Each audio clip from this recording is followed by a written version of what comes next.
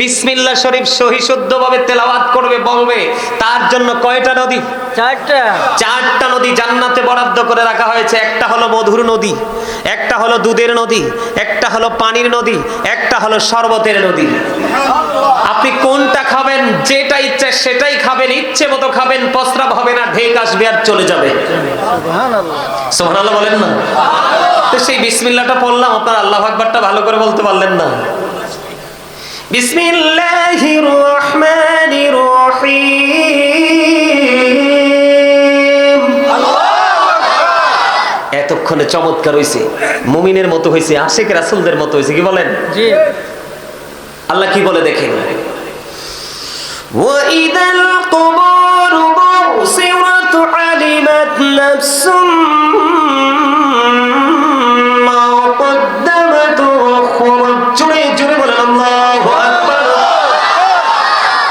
কবর আসেনি আশেপাশে? আছে না? যারা গেছে তারাই শেষ, না আমরাও যাব? যেতে হবে তো, মাস্ট বি, যেতে হবে। এটা থেকে বাঁচার কোনো সুযোগ নাই। আছে? কবরে যে যাব, আমরা কিন্তু পৃথিবীর ক্যামেরা দেখলে ভয় পাই, হাই ধরা পড়ে যাব। কিন্তু ওই ক্যামেরার চাই তারও কত টেকসই ক্যামেরা দুই কাঁধে আছে। সেই সিসিটিভির কথা কিন্তু একবারও মনে পড়ে না, কারণ মনে পড়ার মতো মানুষের সাথে তো আমাদের সম্পর্ক নাই। আছে কার সাথে? পৃথিবীর সাথে। আল্লাহ বলেছেন, আমাল হায়াতুদ দুনিয়া ইল্লা মাতাউল গুরুর। এই পৃথিবীর জীবন, এই দুনিয়ার জীবন একটা ধোঁকা। আমরা ধোঁকার মধ্যে আছি। কিসের মধ্যে?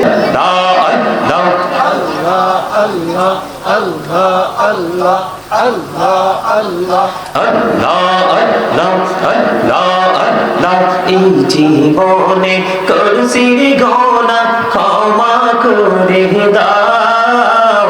গহনা গলে ক্ষমা করিয়া কবুল করে নাও রে দয়াল, কবুল করে নাও।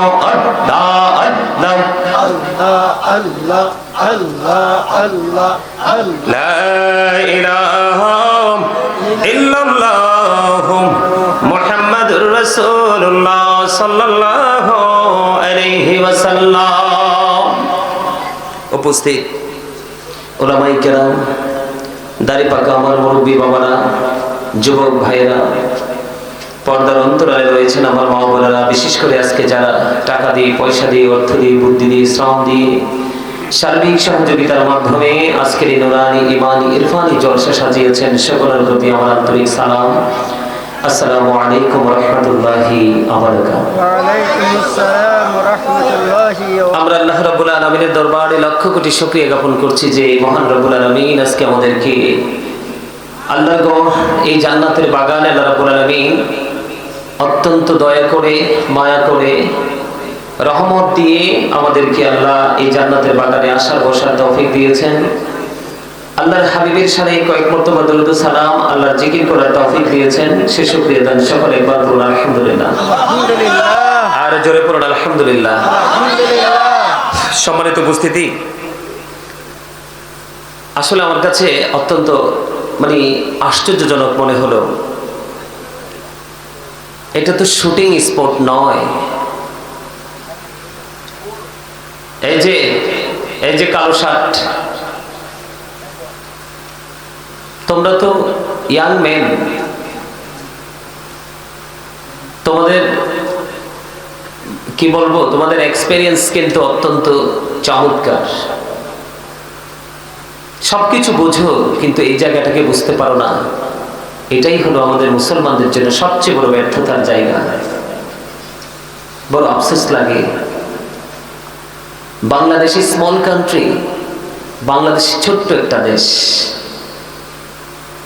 কিন্তু যদিও দেশটা ছোট, এই দেশে কিন্তু মানুষের অভাব নেই। সম্মানিত উপস্থিতি, এখানে দুই ধরনের ট্রেনিং নেওয়ার জায়গা। কয় ধরনের? দুই ধরনের। কথা বলেন, কয় ধরনের? দুই ধরনের ট্রেনিং। একটা হচ্ছে জাহান্নামকে বয়কট করার ট্রেনিং, আরেকটা হচ্ছে জান্নাতকে অ্যাকসেপ্টেবল হিসেবে গ্রহণ করার ট্রেনিং, ঠিক কিনা বলেন? সম্মানিত উপস্থিতি, আপনারা বুঝতেই পারতেছেন না এই জায়গাটা কি। এটা কি আমকি স্কুলের মাঠ নাকি জান্নাতের বাগান? জান্নাতের বাগান। এখানে কিন্তু সবাই আসতে পারবে না। যারা আসতে পারবে তাদেরই নসিব, খুশ নসিব। যারা আসতে পারবে না তাদের নসিব বদনসিব। আমার কাছে আফসোস লেগেছে, আচ্ছা রাসূল কি শুধু আমার নাকি আপনাদেরও? রাসূলের দরকার কি হাসরে আছে না? রাসূল ছাড়া কি আপনার আমার মুক্তির কোনো রাস্তা আছে? কথা বলেন। আপনার বিরুদ্ধে প্রত্যেক দিন, প্রত্যেকটা মুহূর্তে আপনার বিরুদ্ধে মামলা হচ্ছে। কি হচ্ছে? ট্রাইব্যুনাল গঠন হচ্ছে। আর মামলা লড়বে কে? রাসূল। মাই ডিয়ার প্রফেট মুহাম্মদ রাসূলুল্লাহ সাল্লাল্লাহু আলাইহি ওয়াসাল্লাম। আমি আমার প্রিয় বলতে পেরেছি, আপনি কি পারবেন আপনার প্রিয় রাসূলকে বলতে? বল হুজুর কেন রাসূলের কাছে কেন এসেছেন? রাসূলের কাছে আসার কারণ আছে। আল্লাহ রাব্বুল আলামিন বলেছেন মাইয়ুতি'র রাসূলা ফাকাদ আতাল্লাহ। আল্লাহ বলেছেন হি হু ওবিস দা অ্যাবস্টিল ওবিস আল্লাহ। যে ব্যক্তি রাসূলকে মানলো সে যেন আল্লাহকে মানলো, যে রাসূলের ইতায়াত করলো সে যেন আল্লাহর ইতায়াত করলো। কারণ সৃষ্টি জগতে আমরা যত সুন্দর সিস্টেম খুঁজে পেয়েছি সবগুলোই রাসূলের মাধ্যমে। সুবহানাল্লাহ বলবেন না? আরো জোরে সুবহানাল্লাহ। সম্মানিত উপস্থিতি, আমি আপনাদেরকে ছোট্ট করে একটা এক্সাম্পল দেই। তারপরেও যদি বুঝতে না পারেন তাহলে আমার আর কিছুই করার থাকবে না। সেটা হলো এই যে আমরা যারাই উপস্থিত হয়েছি, আমরা সবাই কি মানুষ? কি মানুষ, তাই না? আর আল্লাহর কোরআনের ভাষায় যদি বলি, কখনো নাস আবার কখনো ইনসান। ইংলিশে যদি বলি, কখনো ম্যান আবার কখনো পারসন। বুঝে নেবেন এটা কি বডি স্ট্রাকচারটার নাম। কোনটার নাম? Body structure. বডিটার নাম, মাথা থেকে পা পর্যন্ত বডিটার নাম মানুষ। এই মানুষটাকে যে মানুষটা পরিচালনা করছে, ওই মানুষটা একেবারেই, যদিও আপনার আমার মাঝে আছে, এটা একেবারেই আপনার আমার দরজোয়ার বাহিরে। এই মানুষটার নাম আল্লাহর কোরআনের ভাষায় বলা হয় রূহ, ইংলিশে এটাকে বলা হয় সোল, বাংলা ভাষায় এটাকে বলা হয় আত্মা। আল্লাহ বলেছেন say the soul is the word of my lord, qawli ruhu min amri rabbi, past tense, present tense, future tense, অতীত, বর্তমান, ভবিষ্যৎ।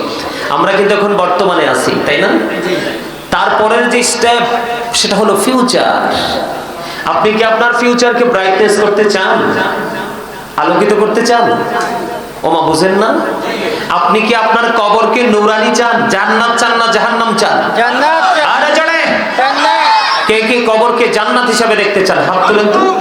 আল্লাহু আকবার। হাত নামান। আপনাদের সকলের চিন্তা খুবই চমৎকার।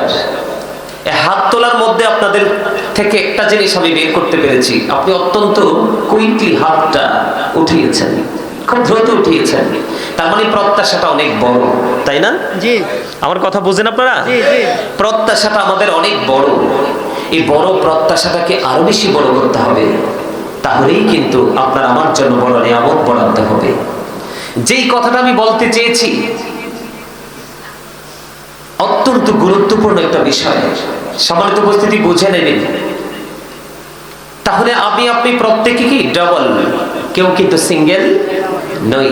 একটা হলো দেহ আর একটা হলো রূহ, একটা হলো ভিতর আর একটা হলো বাহির। সম্মানিত উপস্থিতি, একটু আমার বিষয় কিন্তু এটা না, আপনাদের মানে এক কথায় যদি বলি, দুই চারজন বাদ দিয়ে আমি যদি সবাইকে বলি, আমি বলতে বাধ্য হবো ইউ আর ভেরি উইক। মানে আমি খুবই আশ্চর্য হয়েছি আপনাদের মানে এই অবস্থাটা দেখে। সম্মানিত উপস্থিতি, আমার দিকে তাকান। আমি সবাইকে বলতে চাই, স্টপ ইউর মাউথ এভরিবডি। আবার বলছি, স্টপ ইউর মাউথ এভরিবডি। সকলের জবানকে বন্ধ রাখতে হবে। সেকেন্ড যে condition, you listening my lecture very attentively. আমার কথা সবাইকে মন দিয়ে শুনতে হবে। থার্ড কন্ডিশন, যদি ভালো না লাগে, I say go to your seat, out of sight. কারণ আপনি এখানে বসে থেকে জাস্ট টাইমটাকে পাস করে দিচ্ছেন, কিন্তু এই সময় দিয়ে আপনার কিছুই হবে না। কারণ প্রত্যেকটা পার্সন ডবল। আপনার যে বাহির দেহ, এটার কিন্তু কোনো বেলো নেই, এটা জাস্ট খাঁচা। এটা কি খাঁচা? পাখি না থাকলে খাঁচা শূন্য না? খাঁচার কি কোনো দাম আছে? গাছে যদি ফল না আসে, গাছের কোনো মূল্য আছে? কথা বলেন। মাঠে যদি ফসল উৎপাদন না হয়, তাহলে এই জমিনের কোনো দাম আছে? সম্মানিত উপস্থিতি, প্রত্যেকটা স্টেপ, প্রত্যেকটা প্লেস, প্রত্যেকটা জায়গার কিন্তু ভিন্নতা আছে এবং প্রাণ আছে। আছে কি আছে না? আমার দিকে তাকান। আমি এখানে সময়, এক সেকেন্ড সময় আমি আপনাদেরকে এলোমেলো কথা বলে নষ্ট করতে আসিনি। কারণ এই জায়গাটাতে আল্লাহ সবাইকে বসায় না। এটা বড় গুরুত্বপূর্ণ একটা প্রেমের জায়গা। আল্লাহ যাকে ভালোবাসেন, যাকে চয়েস করেন, তাকেই কিন্তু এখানে বসান। আমার দিকে তাকান। আপনার আমার বডি বাবা এবং মায়ের মাঝে, তখনও কিন্তু আপনি আমি সৃষ্টি হয়ে গেছি। কোথায়? আলমে আরোহায়, রুহের জগতে। কোথায়? রুহের জগতে। শুধু ফর্মালিটিটা বাকি আছে। ফর্মালিটি হলো বাবা মা। মায়ের ওদরে যখন আপনার আমার বডিটা তৈরি হতে লাগলো, প্রত্যেকটা মানুষের দেহে তিনটা জিনিস অত্যন্ত গুরুত্বপূর্ণ। কয়টা? তিনটা। একটা হলো হাড়, এটা বাবা থেকে আসে। একটা সন্তানের দেহে এই হাড় সৃষ্টি হয় বাবা থেকে। আর দুটো হলো গুরুত্বপূর্ণ, একটা হলো গোস্ত আর একটা হলো ব্লাড। এই দুটোই আসে মা থেকে।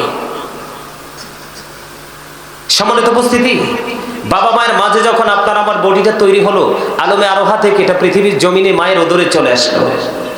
ধীরে ধীরে বড় হতে হতে 10 মাস 10 দিন যখন পার হয়ে গেল, অথবা এখন তো অ্যাক্সিডেন্টলি অনেক আগেই হয়ে যায়, আবার পরেও হয় না? সন্তানটা পৃথিবীতে আসলো, আসার পরে ধীরে ধীরে বড় হতে লাগলো। 7 বছর যখন পার হলো, 10 বছর যখন পার হলো, তার উপর কিন্তু অনেক দায়িত্ব অটোমেটিক্যালি চলে এসেছে। আসছে কিনা? কথা বলেন। আসছে। আপনি হাত নিজে ইচ্ছা গুরুর কমানে আপনাকে আমাকে চলতে হয়, কিন্তু যখন আপনি আমি ফ্রি হয়ে যাই, তখন কাউকে আমরা পরোয়া করি না। কিন্তু যখনই পরোয়া করি না, তখনই কিন্তু আমাদের বিপদ আসন্ন। কথা কি বোঝেন? এই কথাগুলো বলতাম না, আপনাদেরকে একটু অ্যাক্টিভ করার জন্য এই কথাগুলো বলা। সম্মানিত উপস্থিতি, এখানে বোঝা গেল দেহে যখন রুহু আসলো, তখনই আপনি আমি মানুষ। যতদিন দেহের মধ্যে রুহু থাকবে, ততদিনই আপনি আমি আব্দুর রহিম, আব্দুল জলিল, খলিল। ঠিক কিনা বলেন? কিন্তু যেদিন একদিন যেমন রুহু না থাকার কারণে আপনার আমার অস্তিত্ব ছিল না, আরেকদিন আপনার আমার মাঝে রুহুটা না থাকলে সেদিন অস্তিত্ব, তখন নাম হবে কি? Dead body. You are right. আপনার আমার জীবনে ডেড বডি অসংখ্যবার শুনেছি, কিন্তু ডেড সোল কোনোদিন শুনিনি। তার মানে মরা দেহের খবর শুনেছি, কিন্তু মরা আত্মা কোনোদিন আমরা বলতে কাউকে শুনি নাই। তার মানে দেহের কি আছে? ক্ষয় আছে, বিনাশ আছে। আত্মার কোনো ক্ষয় নেই, বিনাশ নেই, মরণ নেই। এটা শুধু প্লেসটাকে চেঞ্জ করে। কি করে? স্থান পরিবর্তন করে। কথা কি বুঝেন? তিনটা ধাপ: রুহের জগৎ, পৃথিবী, বরজখী জীবন, কবর থেকে বাকি জীবন। যেদিন আপনি আমি কবরে চলে যাব, দেহ থেকে রুহুটা চলে যাবে, সেদিন I am a dead, you are dead. আপনি আমি আমরা সবাই মৃত। মৃত্যুবরণ করার পরে আপনাকে আমাকে নিয়ে যাওয়া হবে কোথায়? কবরে। এই কবরটা আপনার আমরা সবাই দেখি একই রকম, কিন্তু ভিতরটা ভিন্ন। ভিতরটা কি ভিন্ন? কেমন ভিন্ন বলবো? একটু আপনাদেরকে বলতে হবে। যদিও আমার আলোচ্য বিষয়টা না, আমি আমার আলোচনার বিষয়ে আমি একটু পরে ঢুকবো, কিন্তু আপনাদেরকে একটু মোটিফাই করতে হবে। আল কবারু রাওজাতুম মির রিয়াদিল জান্নাতি আও হুফরাতুম মিন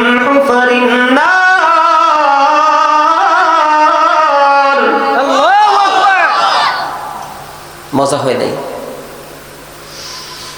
খাবারে লবণ না দিলে খেতে পারবেন? কেন? স্বাদ হবে না। Thank you very much. আমার চাচা একদম কি কি কিছু বলবেন? আপনি আরেকটু সামনে আসতে ভালো হয়, বাতাসটা আমি পাচ্ছি না, আরেকটু পরে আর ওয়াজ করতে পারবো না। এইবার ঠিক আছে, ঠিক আছে, ওকে ওকে ওকে, কষ্ট পাইেন না। হ্যাঁ, আমার কথা আপনাদের কাছে ভালো লাগে না খারাপ লাগে? ভালো লাগে।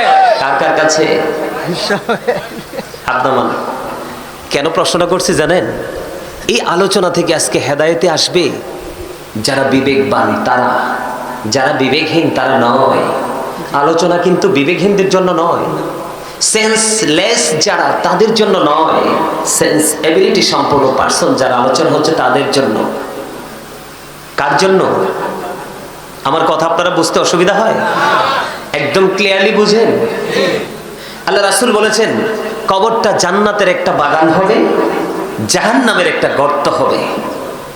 কিন্তু পৃথিবীর সবাই দেখে কবর একই রকম, তাই না? কিন্তু কবরটা জান্নাতের একটা বাগান হবে, জাহান্নামের একটা গর্ত হবে। বলেছে কে?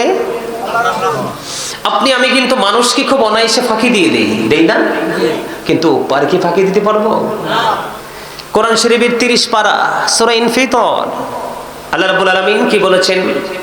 বিসমিল্লাহির রহমানির রহিম। আল্লাহু আকবার বলেন না? আরে প্রত্যেকটা ভালো কাজের আগে যেই ব্যক্তি, যেই মুমিন, যেই ইমানদার বিসমিল্লাহ শরীফ তেলাওয়াত করবে, আল্লাহ রাব্বুল আলামিন তার জন্য জান্নাতে 4টা নদী বরাদ্দ করে রেখেছে। সুবহানাল্লাহ। প্রত্যেকটা ভালো ব্যক্তি বিসমিল্লাহ শরীফ সহি শুদ্ধভাবে তেলাওয়াত করবে, বলবে, তার জন্য কয়টা নদী? 4টা নদী জান্নাতে বরাদ্দ করে রাখা হয়েছে। একটা হলো মধুর নদী, একটা হলো দুধের নদী, একটা হলো পানির নদী, একটা হলো শরবতের নদী। আপনি কোনটা খাবেন? যেটা ইচ্ছা সেটাই খাবেন, ইচ্ছে মতো খাবেন, প্রস্রাব হবে না, ঢেক আসবে আর চলে যাবে। সুবহানাল্লাহ, সুবহানাল্লাহ বলেন না? তো সেই বিসমিল্লাহটা পড়লাম, আপনার আল্লাহু আকবারটা ভালো করে বলতে পারলেন না। বিসমিল্লাহির রহমানির রহিম।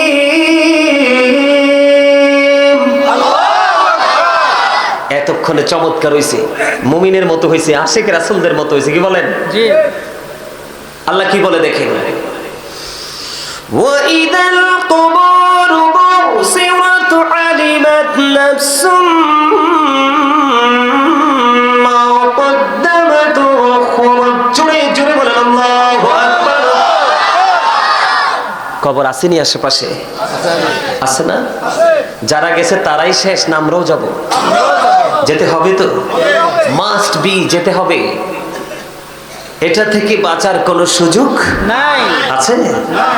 কবরে যে যাব, আমরা কিন্তু পৃথিবীর ক্যামেরা দেখলে ভয় পাই, হাই ধরা পড়ে যাব। কিন্তু ওই ক্যামেরার চাই তারও কত টেকসই ক্যামেরা 2 কাঁধে আছে। সেই সিসিটিভির কথা কিন্তু একবারও মনে পড়ে না, কারণ মনে পড়ার মতো মানুষের সাথে তো আমাদের সম্পর্ক নাই।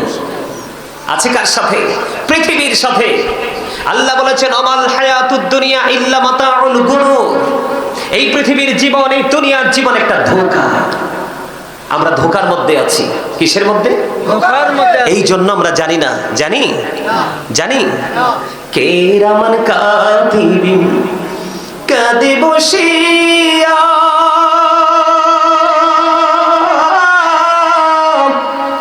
সকল কর্ম লিখিতেছি হুকুমনিয়া, আল্লাহর হুকুমনিয়া।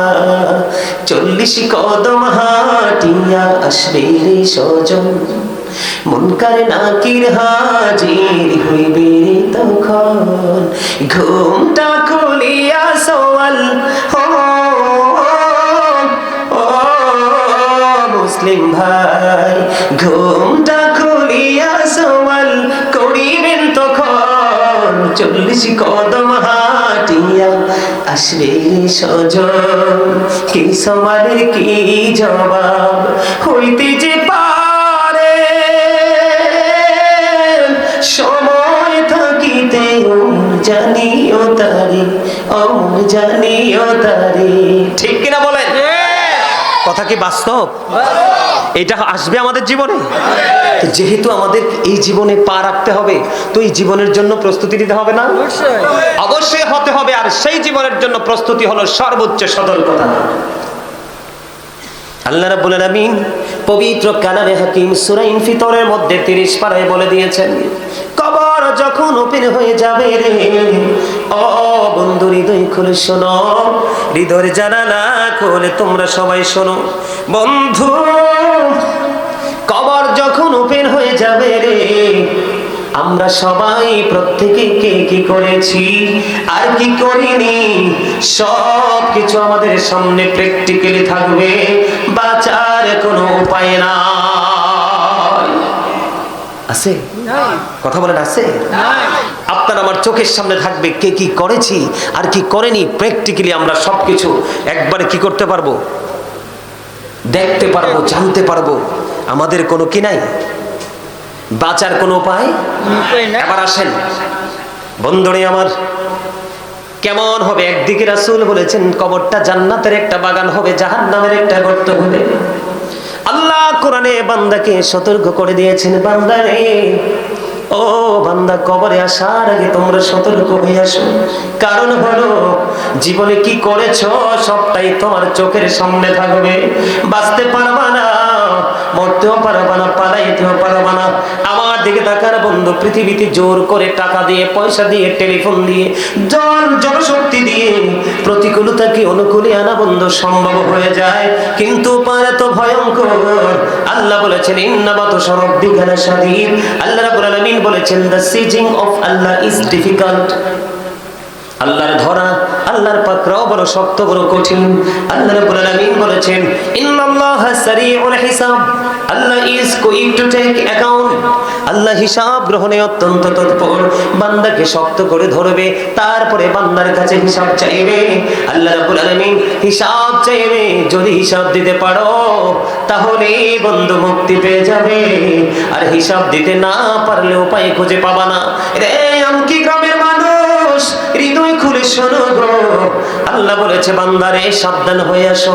লা ইয়ামুতু, এই পৃথিবীর বুকে তুমি মরতে পারো, লা ইয়ামুতু, মরার সুযোগ আছে।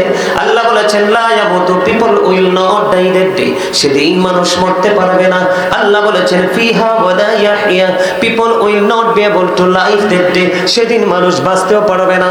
আল্লাহ বলেছেন ওমা হুমান হাদিন গায়িবিন, people will not be able to escape that day, সেদিন মানুষ সেখান থেকে বাঁচতেও পারবে না, বাঁচতেও পারবে না, মরতেও পারবে না, ওখান থেকে বন্ধু পালাইতেও পারবে না। বন্ধু কেমন করে ঘুমাও রে, কেমন করে দুই চোখের পাতা এক হয়ে যায়। বাঁশবাগানে আশেপাশে কত কবর বন্ধু পড়ে আছে, আপন স্বজন কোনোদিনও কবরের খবর নিতে যায় না। এখন তো জিয়ারত পর্যন্ত বন্ধ হয়ে যাচ্ছে, ঠিক কিনা বলেন? আরো জোরে বলেন। বন্ধু আমি আপনাদেরকে বলে দিতে চাই, ও বন্ধু ঘরে বসে থেকো না, ওই জান্নাতের বাগানে চলে আসো। কারণ যেই কোনো মুহূর্তেই তুমি কবরে চলে যেতে পারো। কবরে যখন যাবে রে, ওই কবরে যাওয়ার পরে পৃথিবীর কোনো মানুষ তোমার আপন হবে না, একমাত্র আপন হবে তোমার জীবনের প্রত্যেকটা ভালো কাজ। এখন আমি আপনাদেরকে বলি বন্ধু, আল্লাহ যে হিসাব নেবে, সর্বপ্রথম যে জিনিসটার হিসাব চাইবে সেটা হলো বন্ধু নামাজ। আউয়ালু মা ইউহাসাবু বিহিল আবদু ইয়াউমাল কিয়ামাতিস সালাহ। আল্লাহ রাব্বুল আলামিন সর্বপ্রথম বান্দার কাছে নামাজের হিসাব চাইবে। যেই ব্যক্তি হিসাবটা সঠিকভাবে দিতে পারবে, বাকি হিসাব দেওয়া তার জন্য কি হয়ে যাবে, সহজ হয়ে যাবে। আর যদি দিতে না পারে, প্রত্যেকটা স্টেপ তার জন্য বড় ভয়ঙ্কর হয়ে যাবে। জোরে জোরে বলেন আল্লাহু আকবার। এখন আমাদের সমাজে সুদ আসেনি, ঘুষ আসেনি, মিথ্যা কথা আসেনি, চা খেয়ে বিচার উল্টা করা আসেনি, সিগারেট খেয়ে মিথ্যা সাক্ষী দেওয়া আসেনি। বন্ধু ইমাম সাহেব যখন সত্য কথা বলে, খতিব সাহেব যখন মসজিদের মিম্বারে দাঁড়িয়ে সত্য কথাটা তুলে ধরে, মসজিদ থেকে ইমাম সাহেবকে চাকরিচ্যুত করে আসেনি।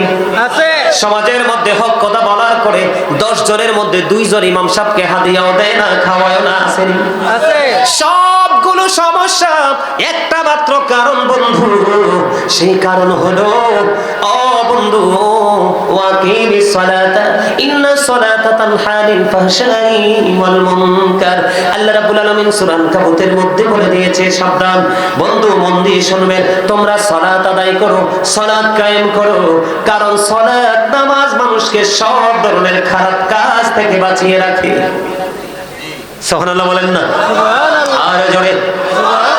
নামাজ মানুষকে সব ধরনের খারাপ কাজ থেকে বাঁচিয়ে রাখে। 5 ওয়াক্ত নামাজের মধ্যে কয়টা ফরজ জানেননি? 17 ফরজ। চমৎকার বলেছেন। এই একবারও কি ভেবেছেন 17টা ফরজ কেন হলো? 16টাও হলো না, 18টাও হলো না, 17টা হলো রে। কেন হলো বন্ধু? আমরা নামাজ পেয়েছি কোন রাত্রিতে? মেরাজের রজনী। ও বন্ধু, এই মেরাজের রজনীতে আল্লাহ রাব্বুল আলামিন শাহ আল্লাহর হাবিব সাত আসমান ফাড়ি দিয়েছে। দিয়েছে কিনা? 8টা জান্নাত পরিদর্শন করেছে কিনা? 7 আর 8 কত হলো? কথা বলেন। 7 আর 8 হলো 15। আরশ কুরসি দেখেছে কিনা? দেখিয়েছে কিনা? তাহলে কয়টা হলো? 2টা। 17টা হয়ে গেছে। ও বন্ধু, 5 ওয়াক্ত নামাজ, 17টা ফরজ। এই 17টা ফরজের রহস্য হলো এইটা। জোরে জোরে সুবহানাল্লাহ, আর জোরে বলেন সুবহানাল্লাহ। ও বন্ধু, আল্লাহ রাব্বুল আলামিন বান্দাকে নামাজ পড়ার অনুমতি দিয়েছেন, ফরজ করে দিয়েছেন। তার কারণ হলো সকল নোংরা, সকল নষ্ট, সকল খারাপ কাজ থেকে বাঁচার জন্য নামাজই আপনার জন্য সবচেয়ে বড় নিয়ামত। সুবহানাল্লাহ বলেন না? আর জোরে। অনেক লম্বা করে আলোচনা করব, থাকবেন নি ইনশাআল্লাহ? নাকি চলে যাবেন? যেহেতু ফাঁকা প্যান্ডেল একটু একটু করে ফিল আপ হচ্ছে, চলে যাওয়ার মতো নয়, ঠিক কিনা বলেন? যদি আলোচনার মধ্যে চলে যায় তাহলে মনে হয় মানুষ থাকবে না। কথা বলেন। আমি আপনাদের জন্য বিভিন্ন ভাবে আজকে আলোচনাটা আপনাদের সামনে তুলে ধরব, সেই সিদ্ধান্ত নিয়ে এসেছে বন্ধু। তবে আপনার আমার পাশে থাকতে হবে ইনশাআল্লাহ। আর যারা বলেন না, নামাজ মানুষকে কি করে? সব খারাপ কাজ থেকে বাঁচিয়ে রাখে। যে নামাজ পড়ার পরেও সুদ খায় সে নামাজি না সুদখোর? যে নামাজ পড়ার পরেও মিথ্যা কথা বলে সে নামাজি না মিথ্যাবাদী? যে নামাজ পড়ার পরে বন্ধু মানুষের হক নষ্ট করে সে কি নামাজি না বন্ধু পরের হক নষ্ট করনেওয়ালা? যে নামাজ পড়ার পরেও জিনা ব্যভিচার করে সে নামাজি না জিনা করনেওয়ালা? বন্ধু আমার আল্লাহ সূরা আনকাবুতের মধ্যে বলেছে, ইন্নাস সালাতা তানহা আনিল ফাহশাই ওয়াল মুনকার।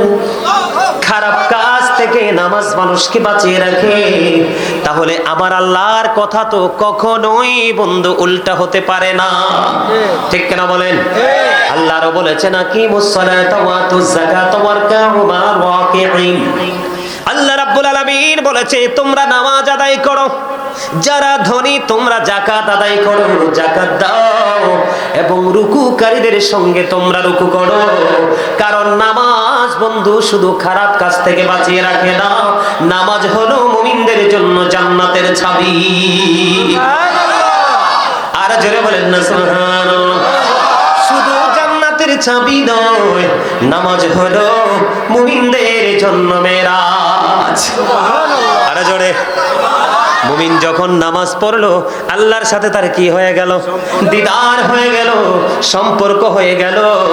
এত মজার নামাজ তো ছাড়া যায় না। যায়নি? আস্তে আস্তে শীত আসতেছে কিনা? আসতেছে। আরো জোরে বলেন। বন্ধুরে আমার নবী একদিন শীতের দিনে বের হলো। গভীর মনোযোগ বন্ধু, আলোচনায় যখন ঢুকবো প্রাসঙ্গিক কোনো কথা বলবো না, আলোচনাই করতে থাকবো। আমি আস্তে আস্তে করে গভীরের দিকে বন্ধু ঢুকতেছি, গভীর মন দিয়ে শুনতে হবে। ওই যে একটু আগে বলেছি, একটা হলো বন্ধু তোমার দেহ রে, আরেকটা হলো বন্ধু তোমার রুহু। তোমার দেহ থাকলে শুধু চলবে না, দেহের সাথে সাথে রুহুটাকেও যদি এখানে রাখতে পারো তাহলেই তোমার জীবন হবে ধন্য, অন্যথায় তুমি হয়ে যাবে বড় নগণ্য। এবার আমার নবী কি করলেন?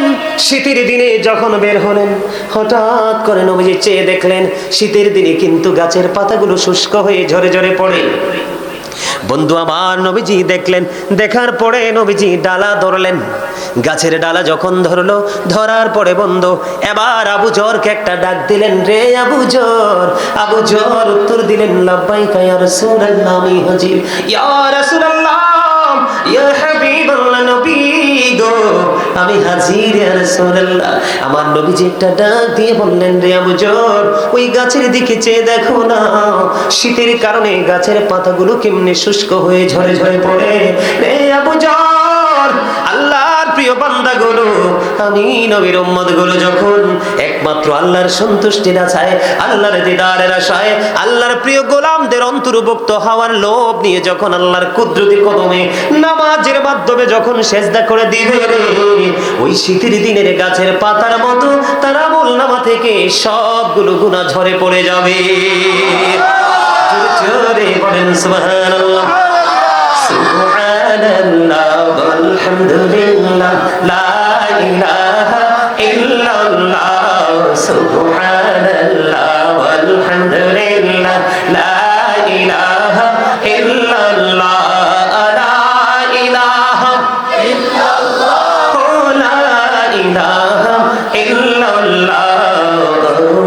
কুরসি লৌহ কলম সৃষ্টি জাহান ওসিলা, আরশ কুরসি লৌহ কলম সৃষ্টি জাহান ওসিলা, নিজে আল্লাহ খুশি হইয়া নাম রাখলেন হাবিবুল্লাহ, সুবহানাল্লাহ, আলহামদুলিল্লাহ, লা ইলাহা ইল্লাল্লাহ, সুবহানাল্লাহ, আলহামদুলিল্লাহ, লা ইলাহা ইল্লাল্লাহ, লা ইলাহা ইল্লাল্লাহ, লা ইলাহা ইল্লাল্লাহ। আমার নূরের ফুতুল জগৎ করলেন ও যারা, রোজ হাসরে করবেন তিনি উম্মতের ফায়সালা, সুবহানাল্লাহ, আলহামদুলিল্লাহ, লা ইলাহা ইল্লাল্লাহ, সুবহানাল্লাহ, আলহামদুলিল্লাহ, লা ইলাহা ইল্লাল্লাহ, লা ইলাহা ইল্লাল্লাহ, লা ইলাহা ইল্লাল্লাহ, লা ইলাহা ইল্লাল্লাহ, মুহাম্মাদুর রাসূলুল্লাহ সাল্লাল্লাহু আলাইহি ওয়াসাল্লাম। জোরে জোরে পড়ুন আলহামদুলিল্লাহ। বন্ধু, যেই নামাজ পড়ার কারণে ওই শীতের দিনে গাছের পাতার মতো, ও বন্ধু আপনারা দেখবেন গাছ এমন ভাবে শূন্য হয়, একটা পাতাও গাছে থাকে না। আমার নবী সরকারে মদিনা, আল্লাহর প্রিয় হাবিব হাবিবুল্লাহ, রাহমাতাল লিল আলামিন, শাফায়াতের কান্ডারি, ইমামুল মুরসালিন, নবী যেহেতু বলেছে, রে আবু জর, চাইয়া দেখো না, ওই শীতের দিনে যেমনি ভাবে গাছের পাতাগুলো ঝরে পড়ে যায়, ঠিক তেমনি ভাবে নামাজি বান্দার জীবনের গুনাহগুলো ঝরে পড়ে যাবে। এতে বোঝা যায় আমার নবী যেহেতু গাছের দিকে ইঙ্গিত করে বন্ধু এক্সাম্পল দিয়েছে, এতে বোঝা যায় বান্দার আমল নামায় একটা গুনাহও থাকবে না। জোরে জোরে বলেন সুবহানাল্লাহ। বন্ধু, তোমরা জানো না, ও কি গ্রামের মানুষ, আমার ভাই, আমার বাবারা, মা গো, ও আমার বোনেরা, সবাইকে আমি হৃদয় থেকে বলছি, হৃদয় খুলে শোনো। আমার নবীজি বলে দিয়েছেন, কারো বাড়ির আঙিনায় যদি একটা কূপ থাকে, একটা পুকুর থাকে, বা কোনো জলাশয় থাকে, সে যদি এই কূপের মধ্যে যদি সে দৈনিক 5 বার যদি গোসল করে, তার শরীরের মধ্যে কোনো ময়লা থাকবে না। সাহাবায়ে কেরাম ডেকে ডেকে বললেন, ইয়া রাসূলুল্লাহ, ইয়া হাবিবাল্লাহ, নবী গো, না না প্রাণের নবী গো, তার শরীরের মধ্যে কোনো নাপাকি থাকবে না, ময়লা থাকবে না। আমার নবী বলেছেন, তোমরা জেনে রাখো, আমার উম্মতগুলো, আল্লাহর প্রিয় বান্দাগুলো যখন দৈনিক 5 বার নামাজ পড়বে, ওই পুকুরে 5 বার গোসল করলে যেমন শরীরে কোনো ময়লা থাকে না, শরীরের মধ্যে কোনো দুর্গন্ধ থাকে না, আমার উম্মতগুলো যখন 5 ওয়াক্ত নামাজ